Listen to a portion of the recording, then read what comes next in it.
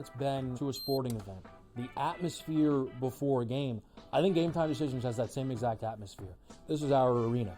This is what we do. There is going to be an energy to Game Time Decisions that you will feel night in and night out. The excitement you get when you lock your bets in, when you're figuring out what you want to do, we can zone in on the biggest games each night. I want this to be the place that people come to before the games start so they feel as ready as possible to lock in their cards. We are going to hit every single one of those markets that you need to know about. We're going to go through every single thing, and I've got a great team behind me that's going to help me get the job done. There is not going to be a better place, I promise you, than Game Time Decisions to get that new information, react to it, and be able to then bet accordingly. We will have everything at our disposal, and we will use that to our advantage.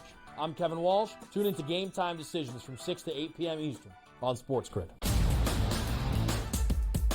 We know the Knicks are talented. They're 37-20. It's not a bad season by any stretch, but it's not being the upper echelon team. This is the Knicks team right now. They're a very good team. And I'm a Knicks fan. You can't look at there and say, this team can win a championship. They're not good enough. They're not good enough defensively. Are we the New York Knicks or are we the New York Fugazis? Forget about it. The Early Line. Only on SportsGrid. Possible that while every other state is trying to copy New York and get that 51% tax on sports betting, is it possible that New York will actually lower their taxes? That's surprising. The question is, of course, well, what sports books could go there? I mean, we're already at 9 that are the biggest ones out there in the market. So, I mean, who are you really missing? Newswire. Only on SportsGrid.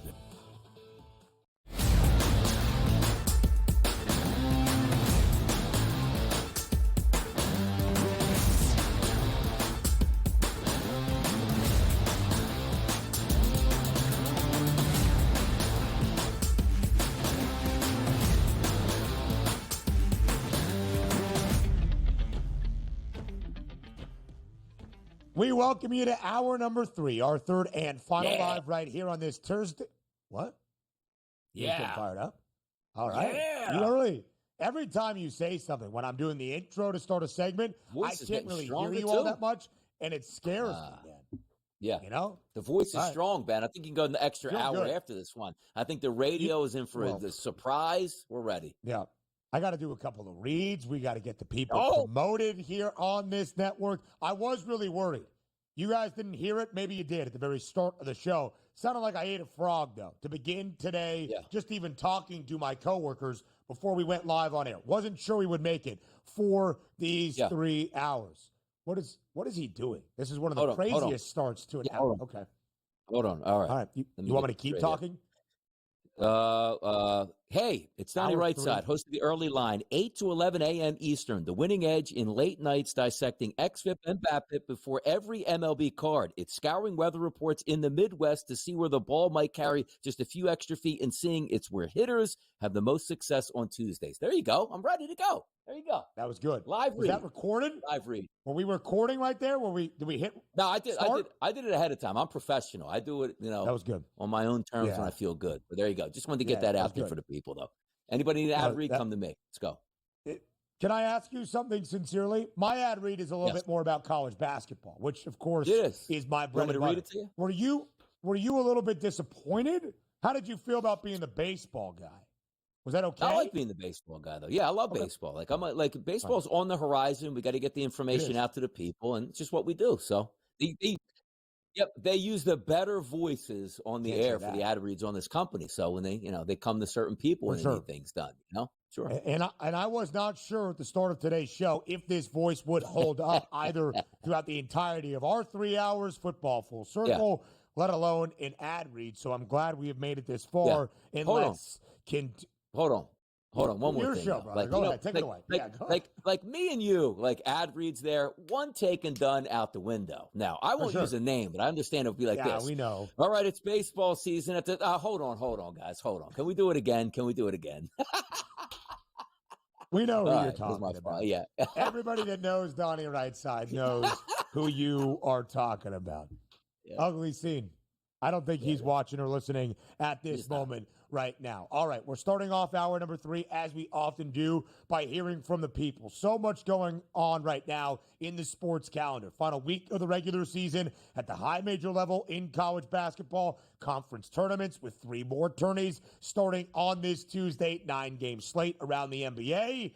But it's also tag deadline day in the NFL. If a player on a roster is going to be placed under the franchise or transition tag, it must happen by 4 p.m. Eastern time on this Tuesday afternoon. Will that be the case for Sam Darnold in Minnesota? More than likely not. So if he does become a free agent and test those waters, where does he end up this offseason? Question for all of you in Fade the Public.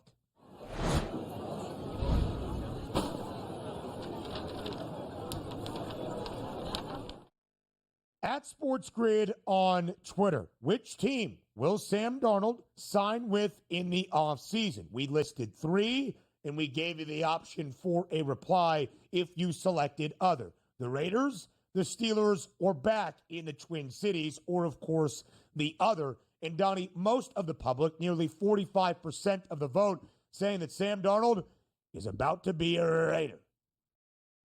By the way, I can't fault that here because the arguments that I put up, Ben, with like the quarterback play in the NFL, like Matthew Stafford, hey, bad football team getting a 37-year-old quarterback doesn't make some sense. We have to understand this. Now, he's 27 now. He'll be 28 in June, which is still right in the middle of your prime. And 28, 29, 30, 31, 32, you can get 5, 6, 7, 8 years out of Sam Darnold if you believe he is your franchise guy. Is he a product of a system with Kevin O'Connell that was absolutely fantastic in setting him up and putting him in the best possible position? Could be. Did we see the real Sam Darnold return in the final 2 games of the season? Could be. But I sort of softened my stance a little bit and can agree with the public, even though I didn't vote that way, with the Raiders.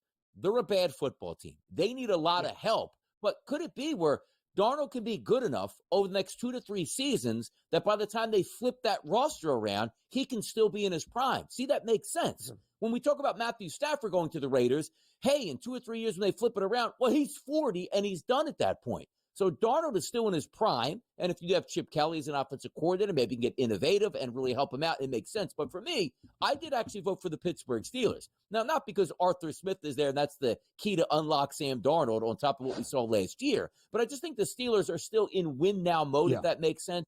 Getting a quarterback that you can trust in his late 20s, that's going to be better than what you had with Russell Wilson and Justin Fields last year. So that's why I voted for the Steelers. But I am starting to soften my stance on Sam Darnold going to a team that's bad because he's still going to be his prime when we think they're going to be good, Ben, in just a few years. So, Donnie, I think you laid it out really well right there. I think the 2 options that make the most sense are the Raiders and the Steelers. I don't think the Vikings need him back. It's the J.J. McCarthy show now in Minneapolis. I don't think the Vikings are going to want to spend the money necessary to bring Sam Darnold back just to be in a quarterback battle at best, or more than likely their backup quarterback. Sam Darnold was a Pro Bowler this year. It is the only year in his 7-year NFL career that Sam Darnold has been a Pro Bowler. Now, I don't say that just to slight the guy. He was sensational this season. Look at the stats that we are seeing on our screen. More than 4,300 passing yards, 35 touchdowns was incredible for the Vikings. But if you are skeptical of Sam Darnold as a franchise quarterback, as a successful quarterback, frankly, as a QB to move the needle, to make a mediocre team a playoff contender, I do understand it. And I think we saw that on full display in week number 18 against the Lions, and of course in the wild card round against the LA Rams. I believe Sam Darnold is going to get paid, but I think Sam Darnold is probably better served going to a place like Las Vegas, which is where I voted, with limited expectation to make a bad team successful, to provide that stable floor for this Las Vegas Raiders organization, which is what we have always seen, where the upside of anything above 6 or 7 games would be sensational. Not in Pittsburgh, Donnie, where if you go to the Steelers, we know what the base level is. We know what Pittsburgh expects, and we know what now is needed in the Steel City. Winning games, having an above 500 record, that's not satiating the franchise. That's not enough for the fan base at this moment. I don't know if that's enough to bring Mike Tomlin back for a 19th consecutive season following this year. So I do believe Sam Darnold makes some success for the Steelers. I think more than likely, though, the best fit for Darnold is in Las Vegas. But as you laid out, DRS, I really do think it leads to your evaluation of Sam Darnold. Do you believe that he moves the needle? Do you believe that he elevates a ceiling for a playoff contender? If you do, as an organization, as a franchise and fan base, then he does make a ton of sense for the Steelers. He does, because and again, we're not saying that Sam Darnold goes to the Steelers, watch out, they're going to win the AFC North, and away they go into the AFC, playoffs at that point. But I do think he's a more competent quarterback. And also, if we can bring that graphic back up, we talk so much about Matthew Stafford, who I really like 20 touchdowns and 8 interceptions. Like, if you say, okay, let's blur out the name and put a silhouette there of the player and go, wait a second, 4,300 yards, 35 touchdowns, 12 interceptions.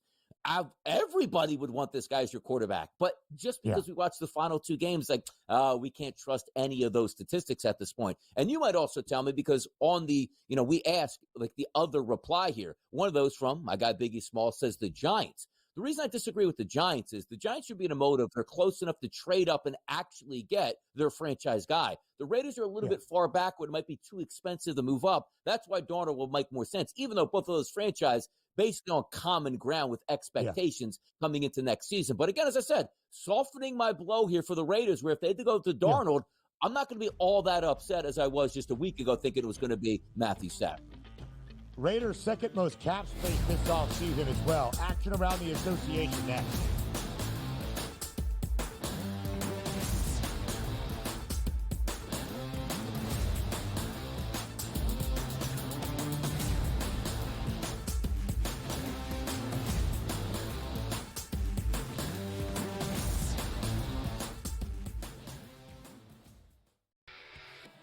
Brady Tkachuk saying that if his brother did miss that overtime period against Canada, like we saw him do, it must be serious out there. And of course, Brady Tkachuk, not a doctor, but you've got to wonder the status of Matthew Tkachuk and what we're going to find out. Game time for all of these teams and all these players that were, teammates. Now they're facing off against each other. Now they're back to being teammates, whatever it might be. It's time to get things rolling back in the right direction. NHL Today, only on SportsGrid.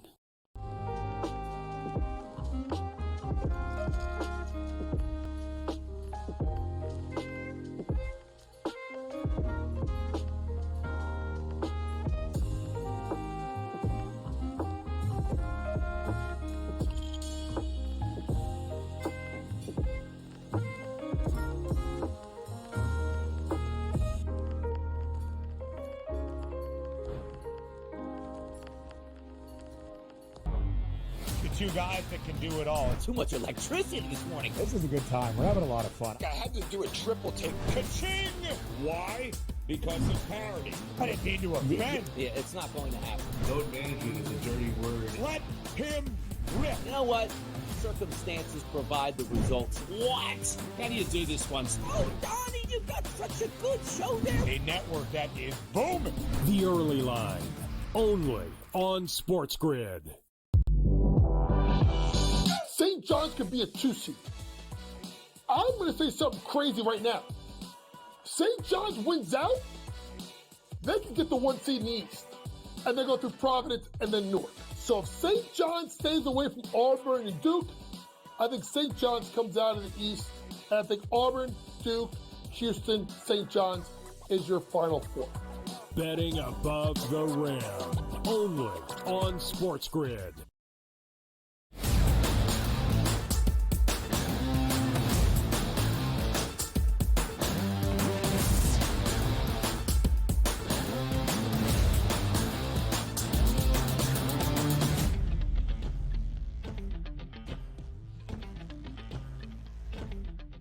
Nine-game slate around the NBA on this Tuesday night. I know you're just doing this for the bit now, my friend, so I will power through. Our producer, Joe Frizo, thinks he's a funny guy. Finals preview tonight between the Golden State Warriors and the New York Knicks inside Madison Square Garden. Not going to be a finals preview. However, the Dubs playing good basketball with Jimmy Butler in the fold. They have won 8 of 9 games with Jimmy Butler in the starting 5. They have covered in all 8 victories, including last night, winning by 18 against the lowly Charlotte Hornets. But tonight, the Warriors not a favorite. In fact, they are an underdog inside Madison Square Garden. 4.5 points in favor of the Knickerbockers, total at 228.5. DRS, what's the play tonight in MSG? I'm buying the Knicks tonight. I am. Opened up at 3.5 here in New Jersey. Moved to 5, as you see in that graphic. Now settling in at 4.5. The total down. How about that? 231.5 down to 228.5. But the band is back together here for the Knicks. You have Brunson, Bridges, Hart, Anunoby, and Karl Anthony Towns in that starting lineup at home in the Garden. I think they come to play, and they'll be able to beat the Golden State Warriors by 5+ points tonight and get the cover. Give me the Knicks tonight in the Garden. 6 games for the New York Knicks since the All-Star break. They have won 4 of 6. Their 2 losses against the Cavs and the Celtics. That has been the story this year for New York. Only one cover, though, an outright win against Memphis to start off the weekend this past weekend as an underdog. And DRS, those totals looking a lot different right now for the Knicks than they did before the All-Star break. Often 240+, now 228.5. The Knickerbockers have gone under in 4 of 6 games since returning from the All-Star break, as JY laid out. Could that be the Mitchell Robinson difference? Only 4 teams around the NBA have won at least 40 games. That now includes New York, who has won 3 straight, 40 and 20 straight up. But because of the way Golden State has been performing, they're out of the play-in tournament mix at this moment. Half-game lead for the 6th spot in front of the LA Clippers. Can Los Angeles make things a little bit difficult for Golden State tonight if they go to the Valley and get a win against the Suns? 2-point spread in favor of the Clips in Phoenix against those struggling Suns. Are we even expecting Phoenix to keep this game close any longer? Here's the tough part about it, too, because there's 2 angles to this game. The Clippers coming out of the break, as you pointed out, not playing great basketball by any stretch.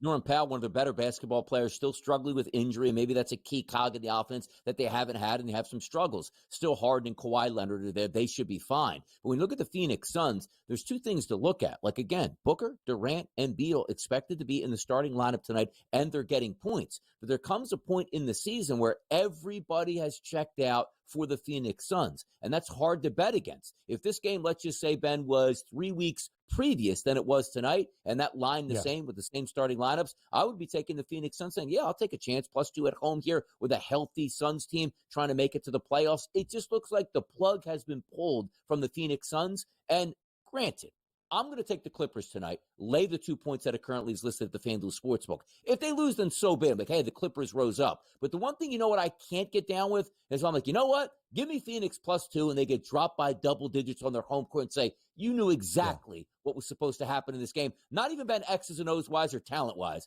The Suns look like they have given up, and it's hard for me to back a team that's given up. They have lost 5 of 7 since returning from the All-Star break. Donnie, Phoenix was disappointing earlier in the regular season. And even at the end of January, they were still 3 games above 500, 25 and 22. That wasn't the expectation we had set for the Suns entering the year with so much talent. And yet they were still at least 3 games above 500, floundering around a play-in tournament position. Phoenix, since that point, in the month of February, 3-10. And now with their first game in March, a loss over the weekend at home against Minnesota, they have lost 11 of their last 14. It has been bad for the Suns. They have been booked as a dog twice since the All-Star break. 1-1 against the number this year as an underdog. 8-14 against the spread. The Clippers have not been great, as we have shared. They have dropped 5 of 6 since the All-Star break. They have not covered in any of those 6 games, and we're not expecting Norman Powell tonight dealing with a hamstring injury. But you really just kind of give up on the Suns unless they turn things around and show even a sense of life down the home stretch of this season. The Houston Rockets, also near the end of January, were playing much better basketball, 32-14. They have now lost 10 of their last 15, even though they covered on the road last night in OKC, losing by 9 as a double-digit dog. The Rockets have dropped 7 straight on the road. Second leg of a road back-to-back. They head to Indianapolis. 3.5-point spread in favor of the Pacers. Total 231 and a hook. Do the road woes continue for the Rockets tonight? I'm going to back them. I agree with this line movement, by the way. Opened up at -4 here in New Jersey overnight, down to 3.5. I'm going to take the Houston Rockets. Looks like we got the full deck that we're hoping tonight. Fred VanVleet, Green, Thompson, Brooks, and Şengün in the starting lineup. I believe they'll be able to keep it close. And as Coach pointed out when he was with us, maybe a throwaway game last night, but still played to under double digits here. Yes, it's a back-to-back. It's tough, but rested some guys. VanVleet played on the first of the month, and now should be back in this game as well. The point guard that you need in times to keep a game close, he should be able to provide that. I'm going to back a young Rockets team on the road, which, again, if you're getting 3.5 points, you think there needs to be a legitimate chance they can win this game, and I think they can. Yeah. Give me the Rockets tonight over the Pacers. Would snap that 7-game road skid for Houston, who is still 17-13 straight up away from H-Town this year, 18-11-1 against the spread, and as a dog, they did cover last night against the Thunder, 12-7-1 ATS, second best cover percentage, booked as an underdog this year around the NBA. Every game down the home stretch critical for both of these teams that are in their respective 5 spots in conference standings. Indiana, same exact record as Milwaukee, but based on some tiebreakers, the Bucks have the 4 seed, Indiana the 5 seed. The Rockets, as they have kind of been in a tailspin as of late, 5 seed in the Western Conference, but only a game behind Memphis, who, much like the Rockets, also kind of struggling here in this second half and down the stretch run. It is a 9-game slate in the NBA. There is plenty more to preview on the other side of the break. Can the Lakers make it 7 wins in a row? The longest active win streak right now at 6 in the Western Conference. That's next.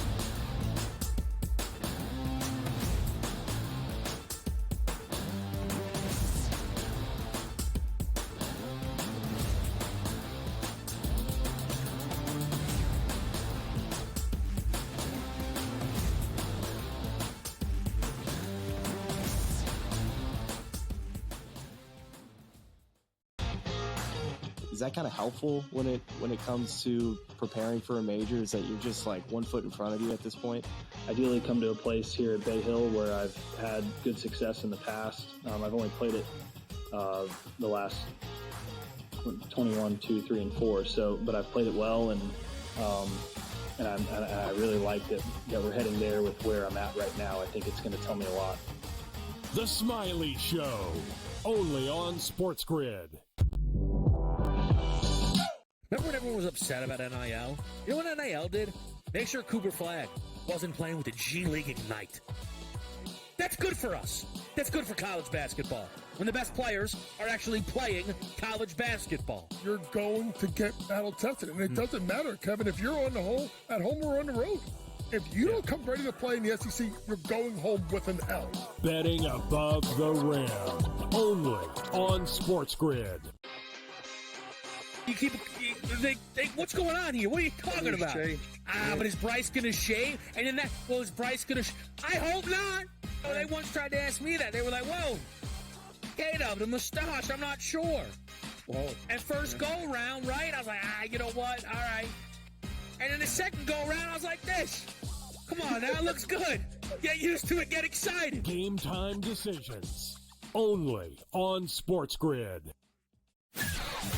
He doesn't feel like he gets enough recognition for his achievements. I'm on a really good team, and I'm like, I don't matter, but I'll have nights I'll have 21, 19, 18, because I don't matter.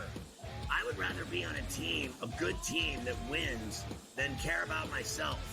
I mean, honestly, wouldn't you rather just play with dudes that are great and win? Pharrell Coast to Coast, only on SportsGrid.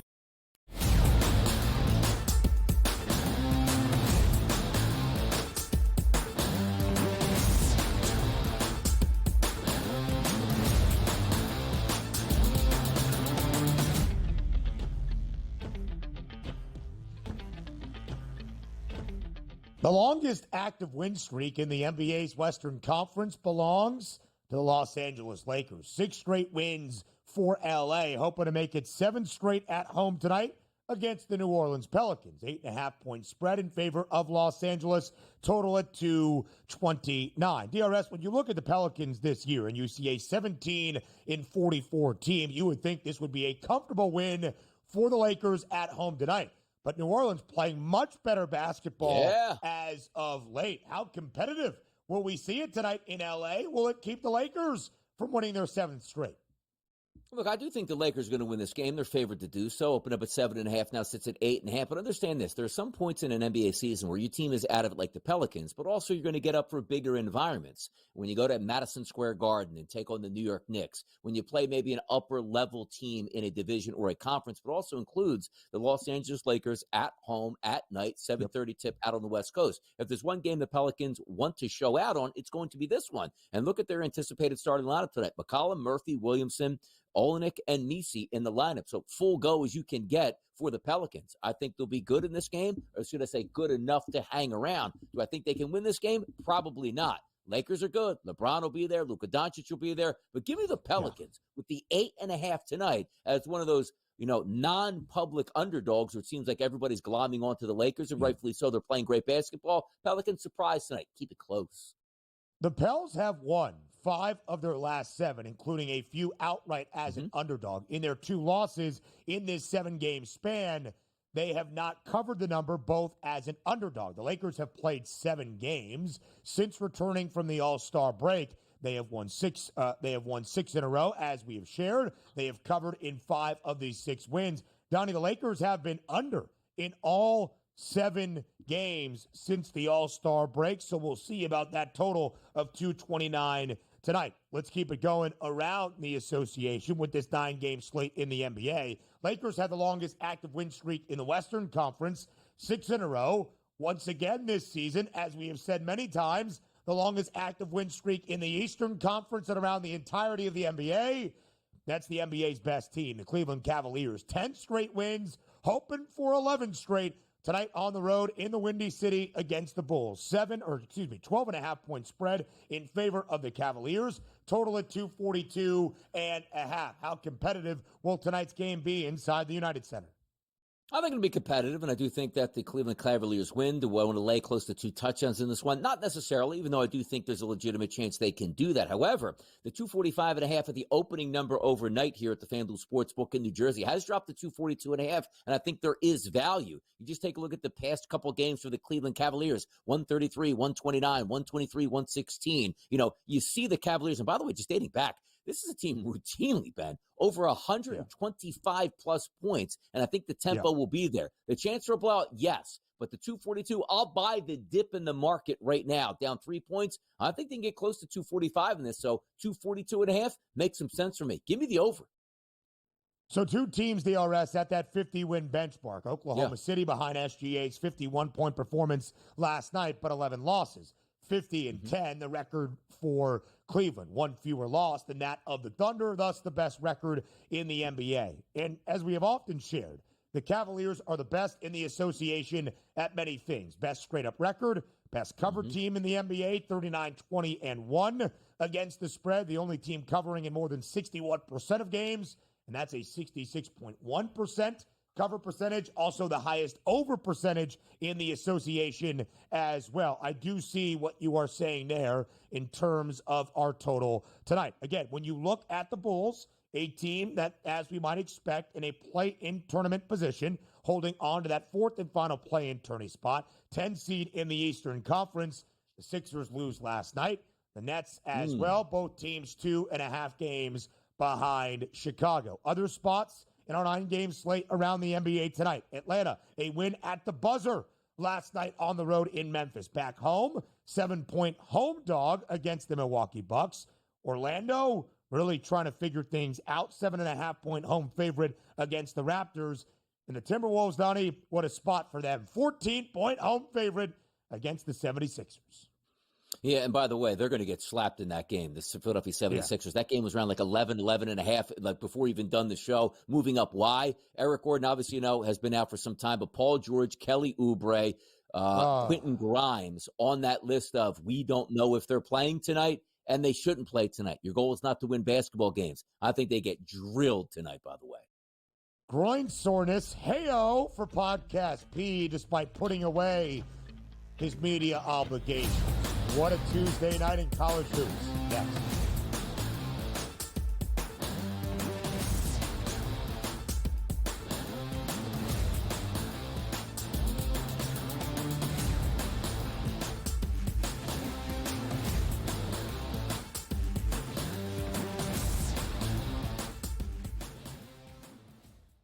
Anyone that's been to a sporting event, the atmosphere before a game, I think Game Time Decisions has that same exact atmosphere.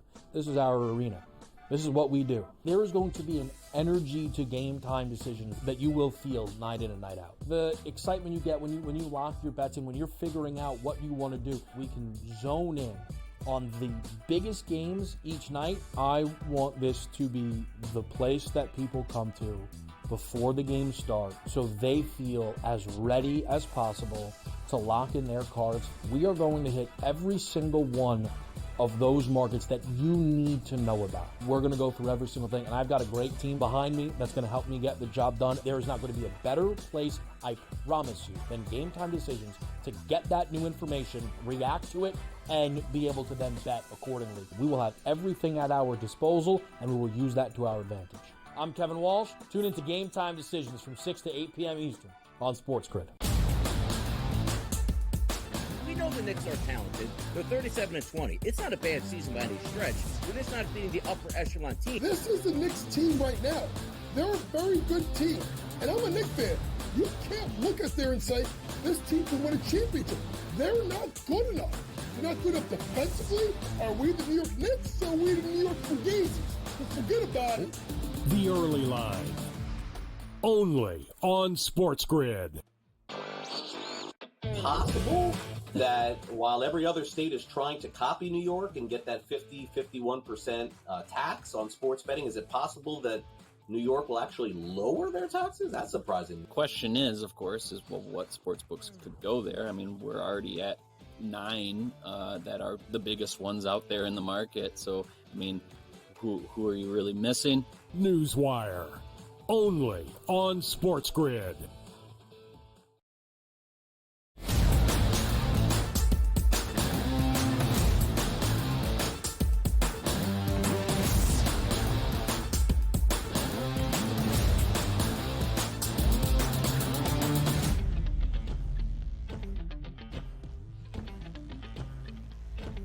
A Tuesday night in college basketball, the entirety of this year has been sensational, especially in conference action. But when you mix the final week of the regular season at the high major level with 3 more conference tournaments beginning on this Tuesday, what more could you ask for? Including a top 25 tilt in the SEC that features the number 1 team in the country. Auburn, 5.5-point road favorite tonight in College Station, taking on Texas A&M, who has fallen all the way back to number 22 in the AP poll. Why?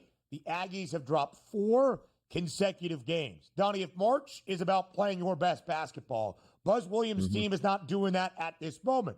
Bruce Pearl's Auburn Tigers, the number 1 team in the nation, they certainly are. 6 consecutive victories, 3 in a row by at least 12 points, but a 5.5-point spread tonight. Can Texas A&M stay in this ball game and maybe even snap their 4-game slide? Yeah, it's not a bad matchup for Texas A&M. And again, you're the home team here, so you do have an advantage. Auburn's still looking to record that, outright SEC championship. So still a lot on the line. The Texas A&M defense will turn you over. However, Auburn's offense, very good in conference play, Bennett, not turning the basketball over. When you take a look at Texas A&M's defense, they don't defend the 3-point line all that well. 13th out of 16 teams, and also 16th out of volume from the 3-point line. Close to 50% of the total shots against A&M's defense comes from the 3-point shot. But also, Auburn doesn't like to shoot a lot, but they should win this basketball game. But flip it over to A&M. They don't do a lot right here on offense, but there are a couple of indicators where they might be able to stick around. They rebound the ball extremely well on offense when Auburn's not a great defensive rebounding team. And also, 16 out of 16 teams at fouling, that's Auburn's defense. Third at getting to the line, that's Texas A&M's offense here. I do think they can keep the game close. I wish I had something better, like, hey, you know what? It's going to be a runaway victory on both sides. It's one where I see deficiencies and efficiencies on both sides tonight. If I was just being the contrarian better, it probably is taking Texas A&M at plus 5.5 at home because they do have a somewhat decent matchup. But if Auburn goes on the road and shoots a 3-point shot, let's just say above their 37% like they shoot on the season, you're not beating Auburn tonight. You're not even going to cover against them. But I think A&M can hang around in this one. Auburn has gone over in 8 of their last 10, including 3 in a row. What a win inside Rupp Arena for Auburn. Their first since 1988.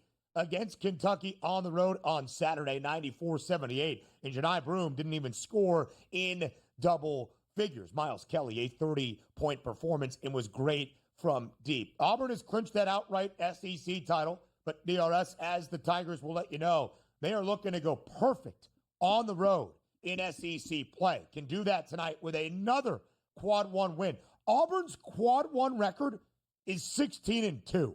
It is ridiculous how good this Tigers team has been this year. I don't really see that slowing up. Can A&M keep the game close? The odds makers are expecting that, but the Aggies have been very disappointing as of late. Let's get to the Big 12. We have always said, Donnie, when fully healthy, TJ Otzelberger and Iowa State, a really good team. Keyshawn Gilbert back this weekend. Big statement victory for the Cyclones. Hoping to stack that up once again inside Hilton Coliseum against the BYU team. Now 23rd in the country, making a run here into the month of March. 6 consecutive wins for Kevin Young's Cougars. They have covered in all 6 of those, including outright on the road as an underdog twice in that 6-game span. 9.5-point spread, though, inside Hilton Coliseum for Iowa State. What's the breakdown for this Big 12 battle?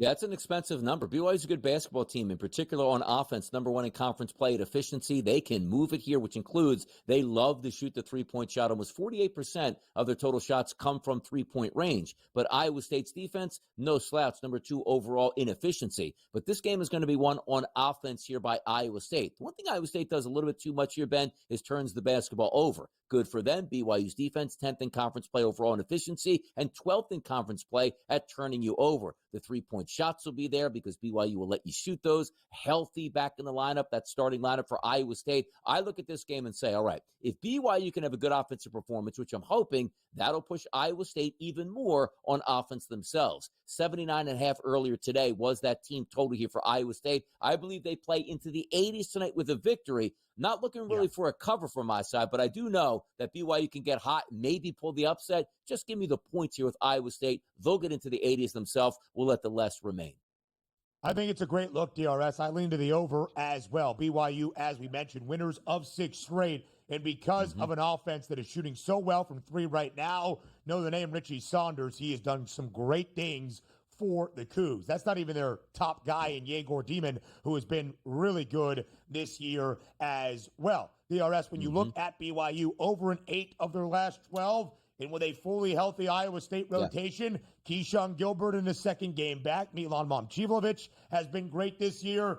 Give me some points tonight in Ames, Iowa. I really like that look. Let's go around the nation in college basketball. Teams that are ranked in the top 25. Number 16, Memphis, with a road win tonight at UTSA, can clinch at least a share of the AAC regular season crown, their first conference title in more than a decade, if they beat the Roadrunners of UTSA in San Antonio. 8.5-point spread in favor of Memphis. Purdue trying to hold on to a double bye in the Big Ten tournament. Double-digit favorite against Rutgers at home. The Boilermakers snapped a 4-game slide with a home victory against UCLA on Friday night.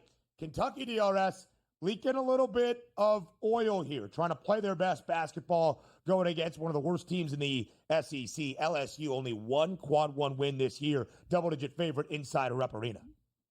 Yeah, that should be an interesting one to watch because we know that, fresh off of not playing the best teams in the country, Kentucky can really get up and down the court against a team that's not so good in LSU. That makes some sense. We did bring up one of those interesting ones where we're talking about, Rutgers and Purdue and what you're going to get out of that basketball game. The one thing we do know is Purdue is really good on offense and really efficient, and Rutgers doesn't play a lick of defense. 14th out of 18th in defensive efficiency, doesn't defend the three-point line all the while, even inside the arc. So Purdue is going to score, but a healthy Rutgers basketball team, when you take a look at Purdue, who will let you shoot the three-point shot, maybe they get it going tonight. Maybe a total between Rutgers and Purdue makes some sense because I'm done trusting Rutgers in big spots as if they can hang around. But the one thing I do know is you got to just look at the stats. They don't play defense. Their superstars are healthy. They should be able to score tonight, and we should hopefully get a decent tempo, even though Purdue, not a great tempo team, but if they're using the clock and scoring points, Rutgers might have to go a little bit helter-skelter there. Maybe a total in that Rutgers-Purdue game makes some sense here. 151.5 is that number. Arizona trying to find better basketball. They had won 6 straight, putting a scare into Houston, perhaps atop the Big 12. They have dropped 4 of their last 6. But you got that territorial battle tonight in Tucson against ASU, a 4-14 team in Big 12 play. ASU, though, over in 8 of 9. The Wildcats of Arizona under in 5 of their last 6. Donnie, how about some bubble games tonight? A win and in potential for Indiana in the Pacific Northwest if they can upset Oregon in Eugene. A huge one for that Big Ten bubble. Nebraska and Ohio State in Columbus tonight. 5.5-point spread in North Carolina against Virginia Tech. UNC can't help their resume with a win over the Hokies, but they could damningly hurt their resume if they lose tonight in Blacksburg. What do you like in those games?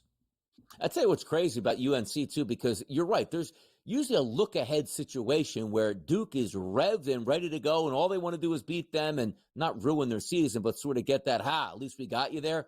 You don't actually get to that game unless you beat Virginia Tech. So I expect an all-in effort tonight, even though it's on the road for UNC, knowing that they have a home game against Duke coming up this weekend. And also, you know what's interesting to see about the ACC? Like, Carolina has a very good ACC record, which in the past, it wouldn't be bubble. That's like a 2-line or a 3-line with the record they have. It just shows you how down the bottom half of the ACC is, where you're right. A road victory in the ACC doesn't even help them, but could crush their spirits when looking at the bubble. That's what's wild about this season. A sole quad 1 win. That's it for UNC. Come on. If they beat Duke on Saturday, though, it might send the heels dancing. DRS, have a great time on the money line. Jon Rothstein joins us next.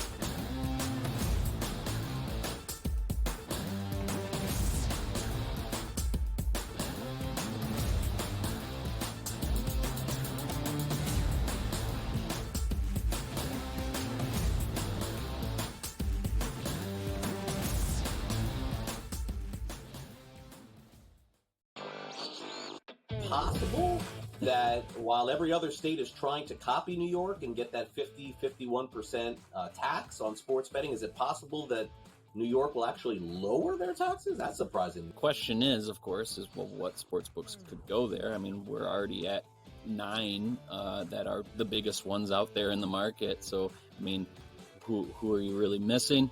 Newswire, only on SportsGrid. Anyone that's been to a sporting event, the atmosphere before a game, I think Game Time Decisions has that same exact atmosphere. This is our arena. This is what we do. There is going to be an energy to Game Time Decisions that you will feel night in and night out. The excitement you get when you lock your bets in, when you're figuring out what you want to do, we can zone in on the biggest games each night. I want this to be the place that people come to before the games start so they feel as ready as possible to lock in their cards. We are going to hit every single one of those markets that you need to know about. We're going to go through every single thing, and I've got a great team behind me that's going to help me get the job done. There is not going to be a better place, I promise you, than Game Time Decisions to get that new information, react to it, and be able to then bet accordingly. We will have everything at our disposal, and we will use that to our advantage. I'm Kevin Walsh. Tune into Game Time Decisions from 6 to 8 p.m. Eastern on SportsGrid. The two guys that can do it all. Too much electricity this morning. This is a good time. We're having a lot of fun. I had to do a triple take. Ka-ching! Why? Because of parody. I didn't mean to offend. Yeah, it's not going to happen. Load management is a dirty word. Let him rip. You know what? Circumstances provide the results. What? How do you do this one? Oh, Donnie, you got such a good show there. A network that is booming. The Early Line, only on SportsGrid.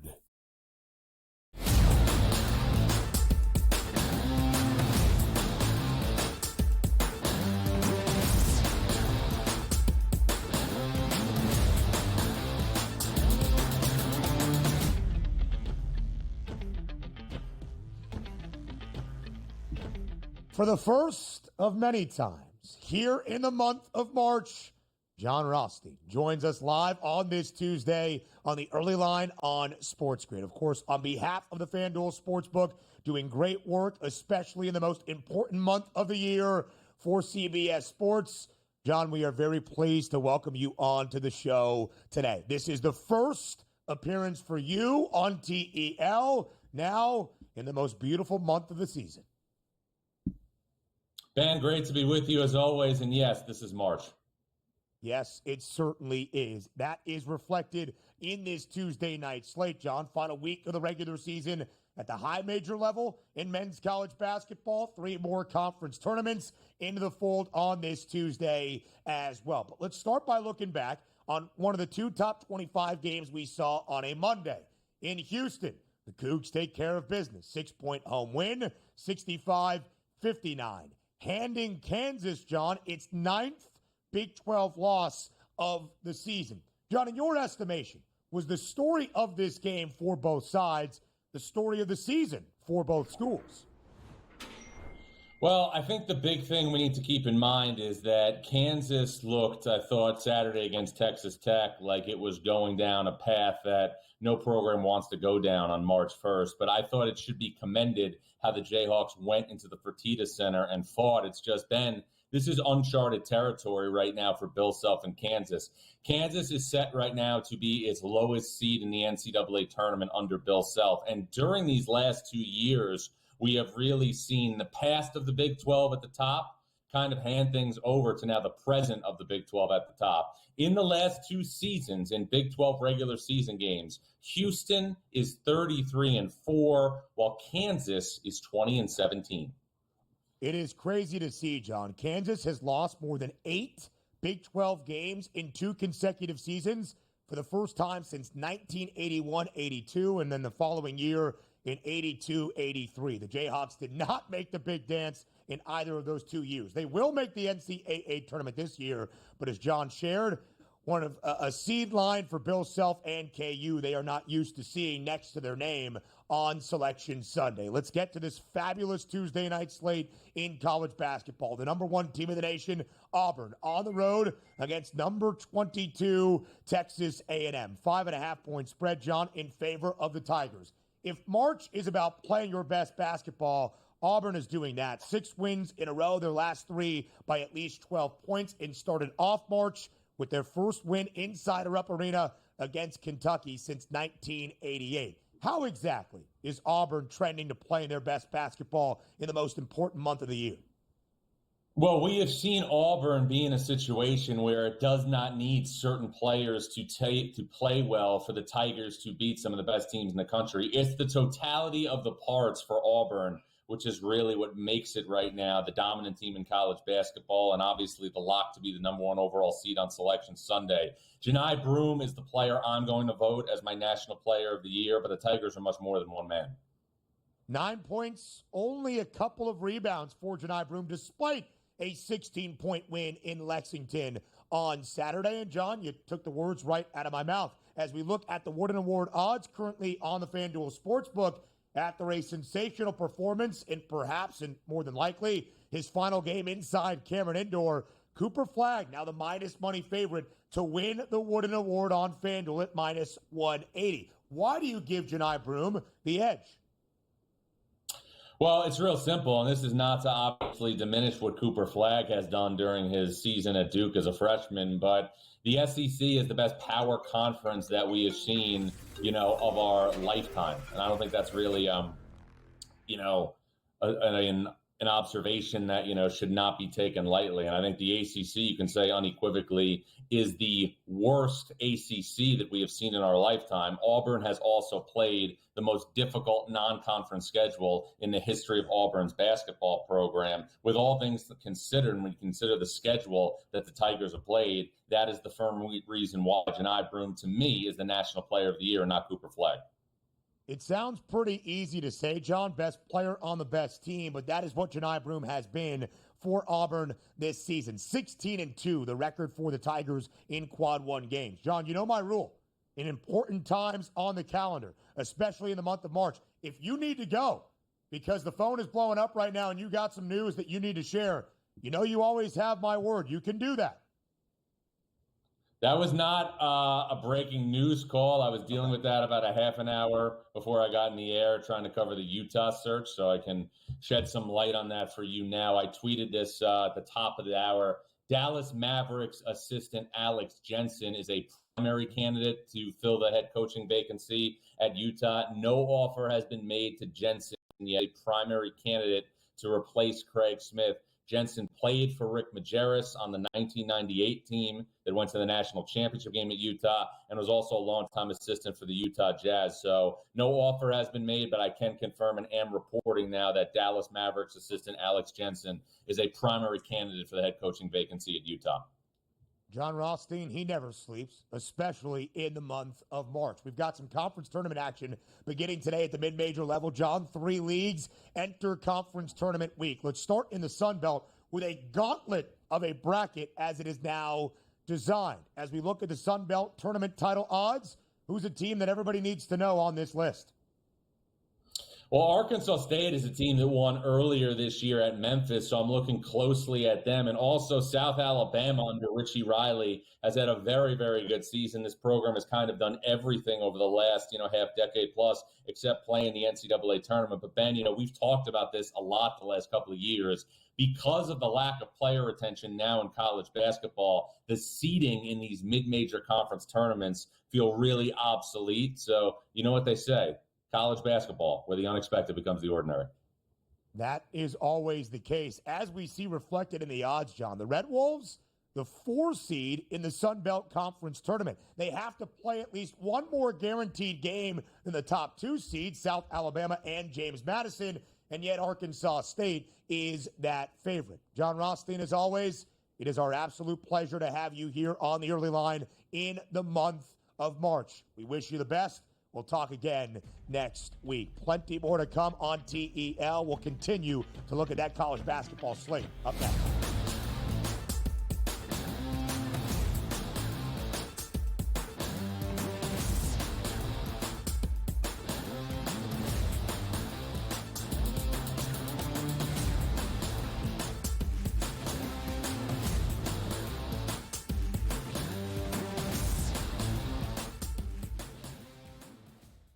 The Eagles got it done. If you back them, you're celebrating. Football season may be over, but the action never stops. Are you ready for some baseball? At SportsGrid, we're always in the game. We bring you 24/7 betting insights, expert picks, and real-time analysis. Next big play is already in motion. Are you ready? It's smarter to be on SportsGrid. Anyone that's been to a sporting event, the atmosphere before a game, I think Game Time Decisions has that same exact atmosphere. This is our arena. This is what we do. There is going to be an energy to Game Time Decisions that you will feel night in and night out. The excitement you get when you lock your bets in, when you're figuring out what you want to do, we can zone in on the biggest games each night. I want this to be the place that people come to before the games start so they feel as ready as possible to lock in their cards. We are going to hit every single one of those markets that you need to know about. We're going to go through every single thing, and I've got a great team behind me that's going to help me get the job done. There is not going to be a better place, I promise you, than Game Time Decisions to get that new information, react to it, and be able to then bet accordingly. We will have everything at our disposal, and we will use that to our advantage. I'm Kevin Walsh. Tune into Game Time Decisions from 6 to 8 p.m. Eastern on SportsGrid. Is that kind of helpful when it comes to preparing for a major? Is that you're just like 1 foot in front of you at this point? Ideally come to a place here at Bay Hill where I've had good success in the past. I've only played it the last 21, 2, 3, and 4. So, but I've played it well, and I really like that we're heading there with where I'm at right now. I think it's going to tell me a lot. The Smiley Show, only on SportsGrid.